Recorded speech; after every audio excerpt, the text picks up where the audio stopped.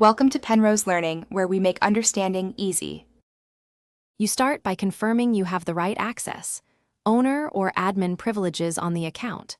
Once that is confirmed, verify your email and two-factor method to avoid interruptions.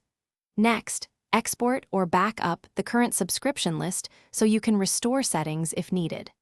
Make sure third-party integrations won't override public visibility. Disconnect temporary apps if necessary. Now proceed to the Subscription Visibility Settings panel to begin making subscriptions public.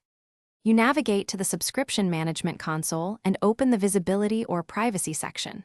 Once there, toggle the Global Visibility option to Public, but don't finalize yet. You must inspect each subscription for per item overrides and any group policy that may block public access.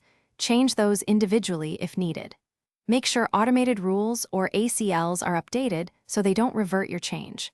After adjustments, save but keep the confirmation dialog open to verify propagation. You now confirm the change propagated. Use an incognito window or a secondary test account to view subscriptions as a public user. Once done, check different devices and roles to ensure consistency. If anyone reports access problems, review ACLs, caching layers, and audit logs to pinpoint rejections. Finally, document the new public policy and notify stakeholders. If things go wrong, clear caches, reapply visibility at the subscription level, and consult the audit log for conflicting policy entries. Thanks for watching. If this was helpful, leave a like and consider subscribing. See you next time.